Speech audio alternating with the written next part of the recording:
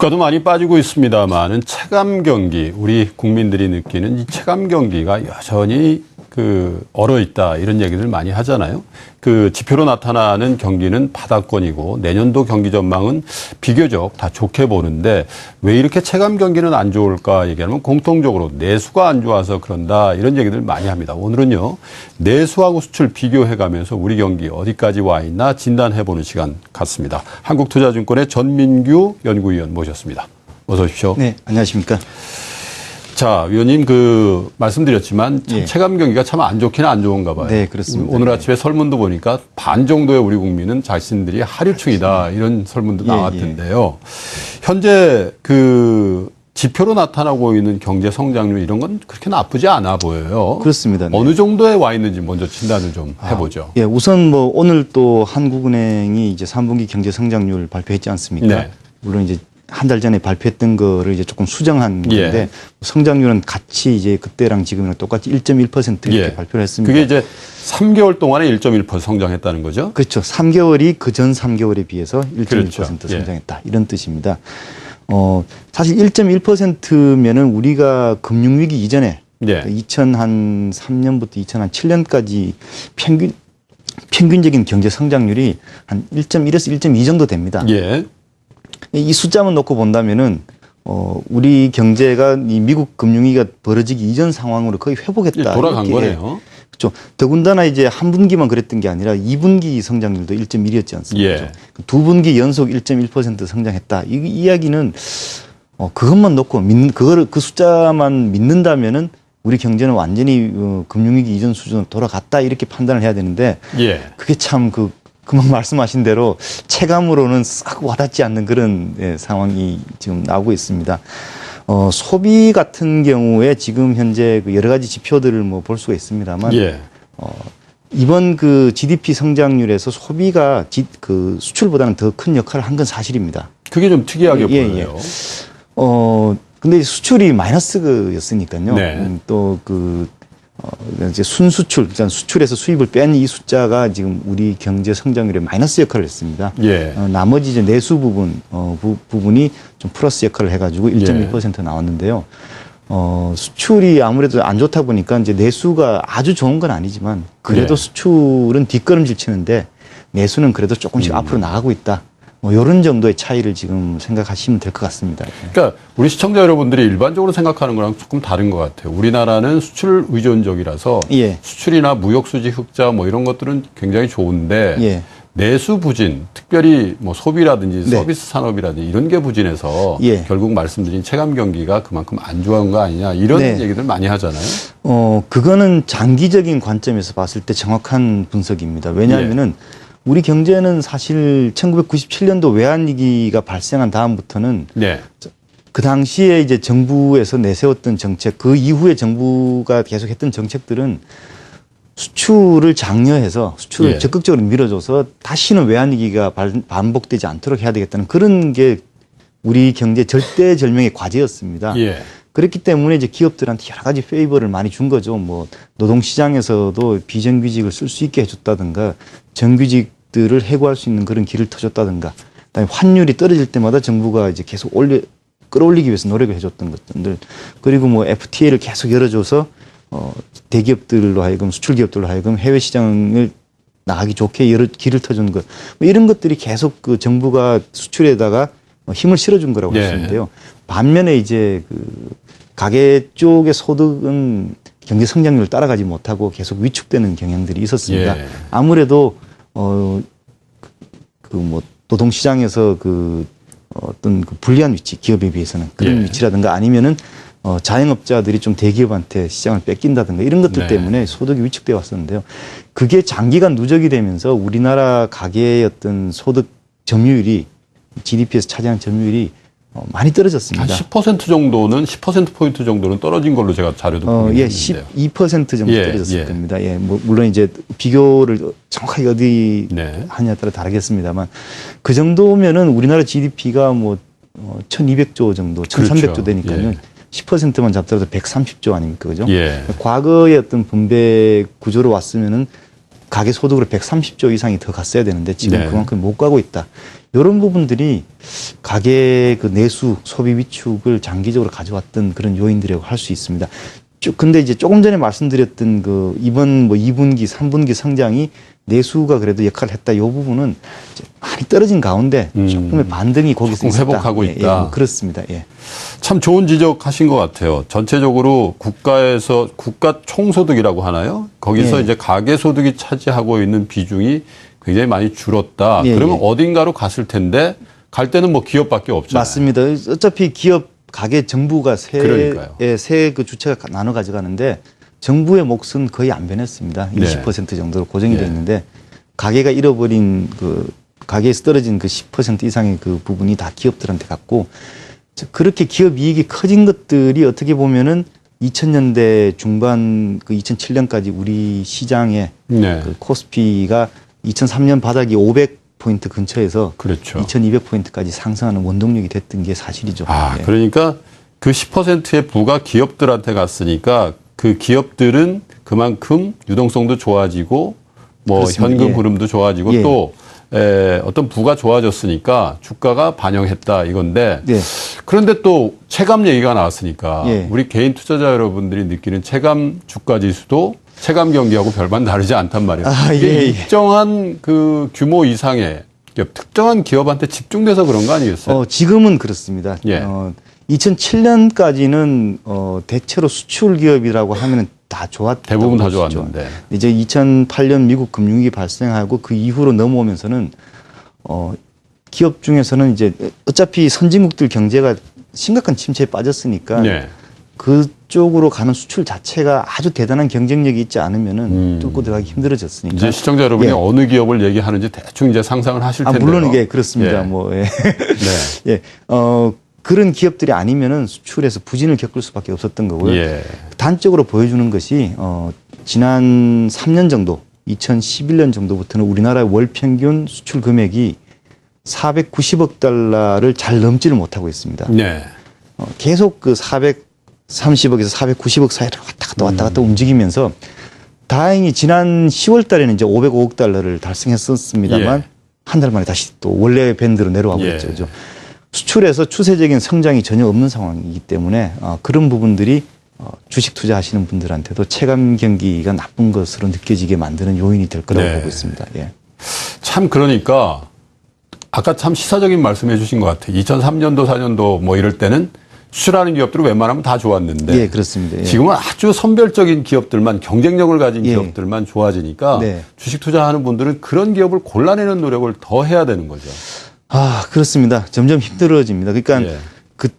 한꺼번에 이렇게 어떤 뭐 패러다임 하에서 쫙 한 방향으로 움직이게 되면은 사실 그 종목 선택이 적당히만 잘 잡더라도 이제 그러니까요. 그 과실을 누릴 수가 있었는데 지금은 이제 조금 힘들어진 상황이 됐죠. 네. 예. 그래서 뭐 차화정이다, 뭐 전차군단이다, 또 무슨 칠공주다 이런 용어가 요즘 안 나오는 것 같아요. 예. 네, 기업들을 별로 예. 선택을 해야 되니까. 자, 조금 더 범위를 축소시켜서 네. 그러면 2분기, 3분기 우리 경제는 어때 지표적으로는 좀 회복세인데 그 얘기를 좀 해보면 소비를 저희가 직접적으로 알 수 있는 게 소매 판매액 지수라는 게 있어요. 예, 그렇습니다. 이것도 예. 좀 나아지고 있는 것 같은데 예. 어떤 현황입니까 지금? 소매 판매액 지수는 그 자체로는 과거의 어떤 기준에 비해서 뭐 많이 좋아진다라고 보기는 어렵습니다. 네. 다만 이제 그 최근에 그 지표들이 전반적으로 한번 살펴보면요. 투자 지표라든가 소비 지표, 생산 지표 여러 가지를 놓고 비교해 봤을 때 그나마 조금 우상향으로 이렇게 조금 올라가고 있는 지표가 네. 소비 지표다 네. 이렇게 보고 있는 거고요. 소비가 추세적으로 살아나지 못했던 이유는 뭐 아까 우리가 같이 이야기 나눈 것처럼 그 가계 소득 증가율이 이제 우리 경제 성장률을 따라가지 못했던 부분들이 네. 그 가계 소득 몫이 줄어들었던 부분 이런 것들이 있었는데 최근에는 뭐 그 몫은 그렇게 나빠지고 있는 것 같지 않습니다. 가계 부분의 몫이 더 떨어지지는 않고 약간 안정이 되거나 조금 오히려 올라가고 있는 모습들이 나오고 있습니다. 지난 한 2년 동안. 다행이네요. 예. 그게 이제 우리가 작년 총선 대선에서 봤던 뭐 경제 민주화라는 그런 화두라든가 이런 것들하고 사실 관련된 문제인데요. 그것 때문에 조금은 낫기는 합니다만 수출이 워낙 안 좋아서 원래 해외에서 벌어들이는 소득이 별로 없다 보니까 소비도 다른 것보다는 좀 좋지만은 그렇다고 해서 소비 자체가 좋다라고 보기에는 네. 어려운 상황. 이렇게 지금 전개가 되고 있습니다. 예.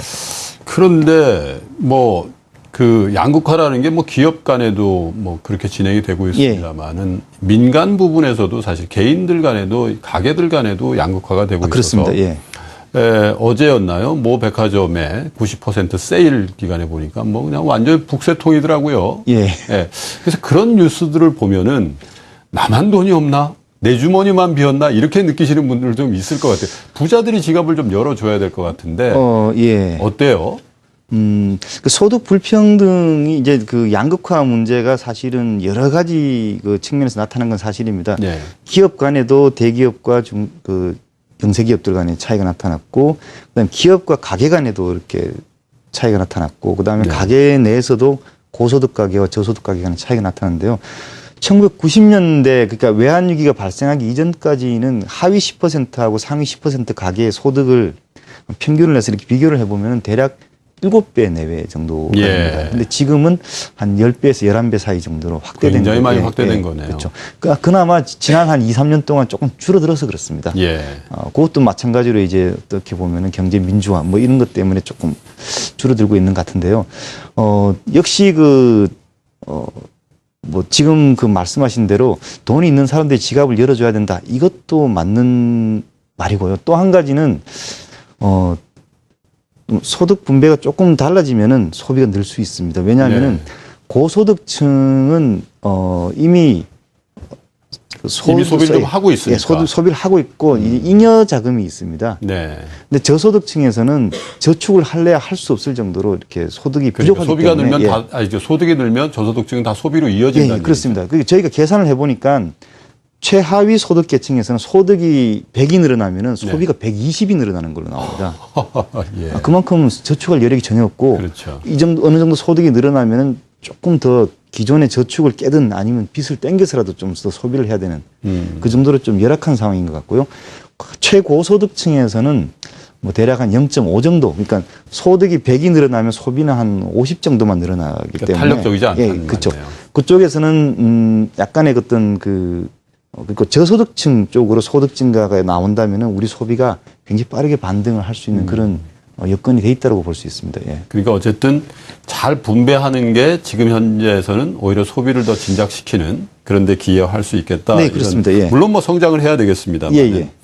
자, 이제 소비를 그 정도 알아보고요. 소비 외에 이제 내수를 구성하는 게 이제 설비 투자가 있어요. 네, 그렇습니다. 예. 설비 투자 부분은 어떻게 진행이 되고 있습니까? 설비 투자는 며칠 전에 발표됐던 그 10월 산업활동 동향 통계청에서 나온 자료입니다. 그 자료를 보면은 10월 달 자체는 설비 투자가 굉장히 좋은 걸로 나옵니다. 네. 또 기계 수주액 같은 것도 좋은 걸로 나오는데 뭐 좋은 부분이 대부분 다 이제 그 공공 부분에서 전력 부분에서 이제 발주를 했기 때문에 그런데요. 정책적인 네네 그렇습니다. 그거를 제외하고 본다면은 설비 투자는 그다지 좋다고 보기는 어렵습니다. 설비 투자도 내수의 중요한 한 부분이긴 합니다만 설비 투자와 소비는 같은 내수지만 결정짓는 요인이 많이 다릅니다. 네. 설비 투자 같은 경우에는 아무래도 우리나라 기업들이 수출에 주력을 하고 있다 보니까 수출이 잘 되면은 또 설비 투자 좀 늘어나는 그런 경향이 있고 수출이 부진하면은 투자도 좀 부진한 경향이 있는데요.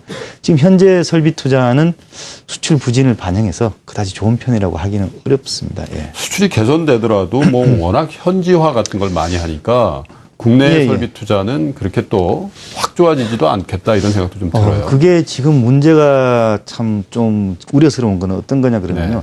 전 세계 어느 나라든지 지금 수출에서 경제 성장의 돌파구를 찾으려는 노력을 하고 있습니다. 네. 미국 같은 경우도 미국이 원래는 그 서비스업에 집중하고 제조업은 아시아산 원래 소비의 나라잖아요. 예, 그렇습니다. 네, 그렇게 해봤더니만 금융위기가 발생하고 나서 일자리가 너무 없더라는 거죠. 그래서 일자리를 다 아시아에 뺏겼다고 생각하고 제조업을 다시 끌어들이려고 하고 그래서 있습니다. 다시 다 돌아가요. 예.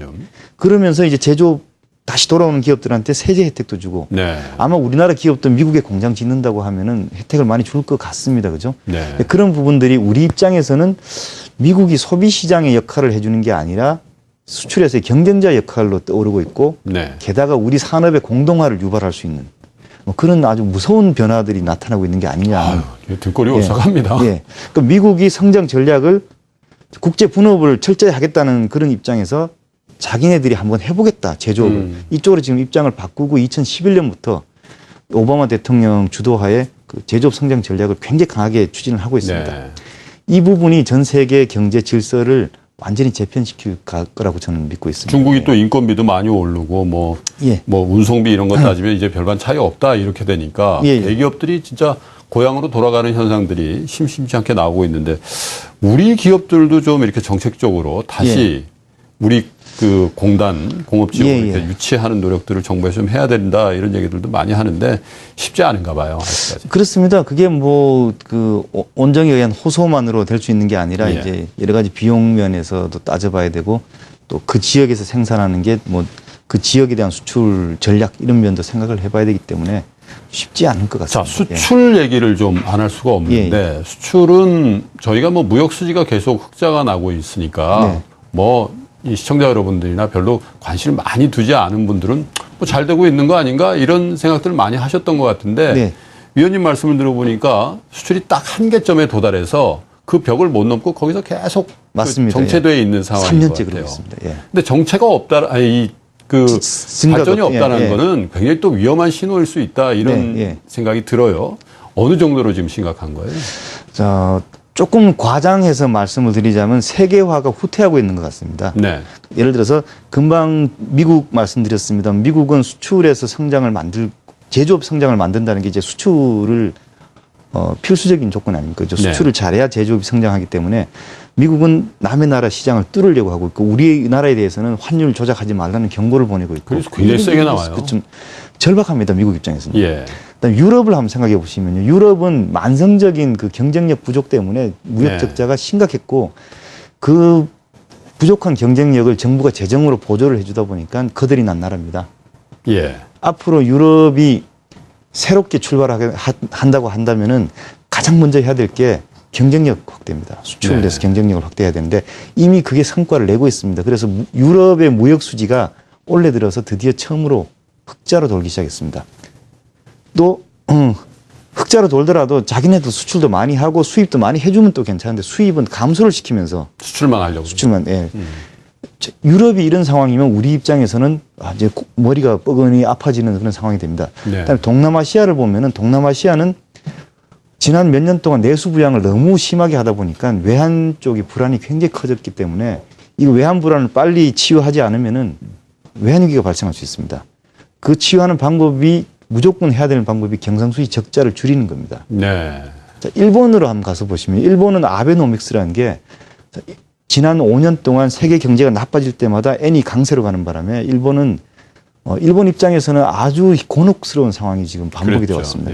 이거를 한 방에 다 한번 만회를 해보겠다. 이게 이제 아베노믹스라고 볼 수 있습니다. 엔저 같은 거죠. 엔저를 통했습니다. 자, 엔저 때문에 우리가 일본에 수출하는 거는 지금 10%, 20%씩 감소를 하고 있습니다. 이런 상황에서 우리가 수출을 어떻게 늘릴 수 있을까? 굉장히 어려운 상황이 지금 우리가 직면해 있는 거고요. 수출에서 성장이 안 나온다면은 내수 성장으로 우리가 빨리 발을 좀 옮겨야 되지 않나 하는 그런 생각이 듭니다. 참 얘기를 듣다 보면은 굉장히 어렵겠다는 생각이 들어요. 원래 정책이라는 게 수출 기업, 대기업들이 잘 되면은 이 채산성 같은 거 좋아지고 돈 많이 벌면 고용도 확대하고 또 그 중소기업들한테 주는 그 물건 외주도 뭐 많아가지고 아랫목에서부터 윗목까지 뜨뜻해지고 이게 낙수 효과인데 그게 지금 낙수 효과도 지금 그 구현되지 않은 상태에서 수출이 만약에 안 돼 버리면 이런 전체적인 시나리오가 아우러지는 것 같아요. 그렇습니다. 굉장히 어려운 상황이 될 수 있습니다. 내수가 갑자기 살 수가 있을까요? 내수를 갑자기 살리는 방법은 은행에서 대출을 많이 해준다든가. 근데 가계부채 문제도 있고. 그렇습니다. 우리가 그렇게 해서 낭패를 봤던 게 2002년도 상황이지 않습니까? 그 정도밖에 없습니다. 어떤 분배 구조를 조금 더 바꿔서 가계 쪽으로 그동안 이제 분배 구조가 가게한테 불리하게 왔던 부분을 좀 유리하도록 좀 바꿔주고 그다음에 기업들은 그동안 돈을 많이 벌었으니까 좀 그거를 가계 쪽으로 이전시키는 방법들, 낙수 효과를 조금 더 가져올 수 있는 방법들을 그걸 강구하는 수밖에 없지 않냐는 생각이 듭니다. 예. 근데 참 아까도 그런 말씀하셨습니다만 원종적으로 좀 그렇게 해주세요. 뭐 이렇게 한다고 되는 건 아니고 그렇죠. 예. 어떤 게 필요한가에 대해서 참 여러분들이 고민하고 있는데 예. 뭐 투자해달라고 계속 얘기하지만 사실 글로벌 플레이어 입장에서 예. 돈이 남지 않는 사업에 내가 투자할 수가 있나. 맞습니다. 그리고 예. 지금 너무 불확실하니까 현금 유동성 좀 갖고 있어야 되겠다는데 그걸 어떻게 투자로 이끌어내느냐. 참 고민스러운 이 정책하시는 분들 참 고민스럽겠다 이런 생각은 들어가요. 예. 엔저 얘기를 조금 더 해볼게요. 예. 엔저가 우리 수출에 굉장히 악영향이다 이런 생각들을 많이 하시는데 예. 또 최근에 보면은 예. 사실 따져놓고 보니까 별반 그렇게 우리 수출의 발목을 그렇게 크게 잡는 건 아니다. 예. 뭐 그런 얘기들도 좀 심심찮게 나오는데 예. 오늘 아침 신문에도 그런 보도들이 좀 있더라고요. 위원님 보시기엔 어떠세요? 엔저, 우리 수출이나 우리 무역 수지에 어떤 정도로 영향을 미치고 있나요? 가볍게 봐서는 안 될 것 같습니다. 네. 일단 엔저가 시작된 게 작년 10월부터입니다. 그렇죠. 그래서 1년 이제 조금 더 지나왔는데요. 네. 환율이 이렇게 바뀌게 되면은 보통 일본의 수출품 제품 가격이 네. 이제 달러 표시로 딱 놓고 봤을 때 일본의 제품 가격이 더 싸지는 효과가 생기게 됩니다. 그렇죠. 그런데 이제 그렇게 되면은 구매해야 되는 사람 입장에서는 아무래도 싼 일본 제품을 더 싸진 일본 제품을 이제 구매하게 되는데 그 효과가 이 일본 제품이 싸지는 효과는 환율이 바뀌게 되면은 한두 달 만에 그냥 그대로 나타나게 됩니다. 예. 그렇지만 그거에 따른 물량의 이전 효과는 저희가 과거의 사례로 봤을 때 한 3분기, 4분기 거의 1년 정도가 걸리는 걸로 그렇게 나타납니다. 그렇게 나오는 거군요. 거래선을 뭐 조금 싸다고 그냥 홀라당 이렇게 바꾸지는 않는 것 같습니다. 그러니까 이제 예. 한 방에 가는 게 아니라 잠펀치에 점점 이렇게 상처를 받을 수 있다 이런 얘기일 수도 네, 있어요. 그렇습니다. 그래서 일본의 수출을 보면은 일본의 수출 우리 왜 제이커브 효과라는 말 있지 않습니까? 제이커브 효과라는 게 처음에는 환율이 올라가게 되면은 이제 물량 이전. 예, 물량 이전 효과는 늦게 나타나기 때문에 네. 이제 환율이 올라가게 되면 수출 단가를 떨어뜨리게 되죠, 그죠? 그렇죠. 아무래도 뭐 10달러에 팔던 제품을 한 9달러에 팔아도 이제 최선생에 맞출 수 있으니까 네. 떨어뜨리게 되면은 이 떨어뜨리는 효과 때문에 단가를 떨어뜨리는 효과 때문에 일시적으로는 수출이 감소를 해버립니다. 그러다가 물량 효과가 생기기 시작하면 그때부터 쭉 올라가게 되는데 그래서 이게 쭉 떨어졌다 다시 올라가는 모양이 마치 영어의 J자를 눕혀놓은 듯한 모습이 있어요. 예, 그렇습니다. 예. 나이키 효과라고 하는 게 더 좋을 것 같습니다. 예. 이 효과가 이제 제이커브 효과라고 할 수 있는데 이 효과가 일본 수출을 가지고 대입을 해보니까 네. 지난 여름 가을 되면서부터 나타나기 시작하는 것 같습니다. 이 J자의 바닥에 들어간 것 같습니다. 이제 올라가는 일이 남았는데요. 네. 이 올라가기 시작한다면은 과연 우리 수출이 그렇게 되더라도 괜찮을까 하는 부분에 대해서는 한 번 더 점검을 해봐야 됩니다. 사실. 네. 예. 별 문제가 없지는 않겠죠. 근데 어느 정도냐 이런 건데 사실은 위원님 말씀 들어보니까 저희가 생각 못하고 있는 게 제이커브 효과. 예를 들면 환율의 영향이 제품가 또 이 매출이라든지 또 일본의 어떤 채산성이라든지 이런데 한 2분기 내지 3분기 정도 수년돼서 나타난다. 예, 그렇습니다. 그러면 우리는 반대로 그런 거에 대한 부작용이 2분기 내지 3분기 정도 수년돼서 나타난다. 이렇게 볼 수도 있는 거 아니에요? 맞습니다. 예, 그게 이제 지금 아니면 내년 1분기 뭐 이렇게 될 것 같은데요. 지금 수출이 계속 못 늘어나고 있는 이유 중에 또 하나가 그게 아닐까라는 생각도 들기도 합니다. 네. 미국이나 유럽 경제가 조금 살아나니까 수출이 늘어난다 이런 기대들을 많이 하고 있는데요. 네. 지금 물론 미국과 유럽 경제가 살아나게 되면은 우리 수출이 감소하지는 않겠죠. 플러스 효과인데 과거만큼 이제 플러스 효과가 크지 않다는 게 문제이긴 한데 네. 일본 쪽에서 나오는 효과는 그거를 상쇄시키고 있는 가능성이 있습니다. 결국 문제는 우리 업체들, 우리 기업들이 얼만큼 일본 업체들 대비해서 탁월한 경쟁력을 가지고 또 그런 기업들이 많이 늘어나느냐가 이제 그렇습니다. 이런 상황을 타개할 수 있는 거의 유일한 대안인 것 같은데 그건 뭐 하루아침에 되는 문제는 아니니까요. 근데 사실은 우리 기업들이 90년대 엔저 상황에 비해서는 그때와 비교한다면 이제 20년 가까이 흐른 지금에서는 그때보다는 경쟁력이 많이 높아진 건 사실입니다. 일본하고 우리나라하고 이제 수출 규모가 과거에는 뭐 우리가 100분의 1도 안 되던 그런 시절도 있었습니다. 그랬죠. 지금 우리는 일본의 수출 규모 면에서 거의 따라잡고 있고요. 네. 그다음 일부 산업, 뭐 조선이라든가 IT 이런 산업에서는 우리가 월등히 지금 일본을 앞서고 있기 때문에 네. 뭐 자동차라든가 이런 몇몇 산업을 제외한다면은 우리 경쟁력이 많이 좋아졌다 이렇게 평가를 해도 사실은 뭐 무리는 아닙니다. 네. 예. 자, 시간이 많이 지났는데요. 자, 이제 내년을 목전에 두고 예. 있습니다. 내년도 과연 우리 경제의 펀더멘탈이 어느 정도 좋아지느냐 이거에 따라서 우리 투자하시는 여러분들도 어디 가서 줄을 서야 될지도 좀 판가름이 날 것 같은데 위원님이 보시는 내년도 우리나라 경제 성장률 중심으로 좀 설명을 해 주시고요. 또 하나는 마지막으로 굳이 말씀을 해 주시면 이런 전망에 의하면 투자의 관점으로 보면 우리 투자자 여러분이 어떤 입장으로 좀 접근하는 게 좋겠다. 이런 조언도 좀 주십시오. 알겠습니다. 예. 일단 내년 경제 성장률은 원래 지금 한 뭐 이대로 가면 한 2.7 정도 나온다는 이야기가 있는데요. 네. 내년은 원래보다는 조금 높아져서 한 3.6 정도는 그래도 가능하지 않을까라고 보고 있습니다. 근데 그 전제 조건은 뭐냐면은 정부가 내수 부양에 굉장히 강하게 나서 준다는 걸 전제로 해야 됩니다. 왜냐하면은 아까 말씀드린 대로 수출에서는 내년에도 크게 빚을 보기가 어렵습니다. 지금 글로벌 전체적으로 봤을 때 각 그 메이저 국가들의 성장 전략이 다 바뀌고 있습니다. 네. 기존에 30년 동안 가져왔던 미국의 입장에서는 30년 동안 가져왔던 그 국제 분업에 의한 자유 방임 경제에서 정부가 시시콜콜이 규제하겠다는 쪽으로 바뀌고 있기 때문에 거기에 우리가 적응을 해야 되는 기간이 필요합니다. 수출이 늘기 쉽지 않습니다. 또 자유 방임 경제에서 미국도 마찬가지로 소득 분배가 기업한테 쏠려왔습니다. 지금까지. 기업한테 소득 분배가 쏠릴 때는 아무래도 투자가 성장을 지배하고 투자가 성장을 지배할 때는 기업이 쓰는 그 투자재를 공급하는 산업들, 중화학공업이 성장을 주도하게 됩니다. 네. 지금은 시대가 다시 바뀌고 있지 않습니까? 오바마 대통령이 하고 있는 거는 소득 분배를 고치려고 하고 있고 소비를 키우려고 복지를 늘리고 있고 일자리를 만들기 위해서 제조업을 하고 있어요. 이런 구간에 들어가게 되면은 앞으로의 시대는 소비가 지배하는 시대가 될 겁니다. 우리도 거기에 맞춰가지고 바꿔야 됩니다. 패러다임을. 수출에서 무한정 어떤 성장을 기대하기 어렵습니다. 수출을 위해서 양보했던 가계 부분을 다시 살려서 내수 기반을 키우지 않는다면 우리 경제가 굉장히 어려울 것 같습니다. 이런 부분들이 정책에 반영된다면 내년에는 굉장히 좀 강하게 내수 시장을 키우려는 그런 노력들이 정책적으로 나올 거다라고 저는 보고 있고요.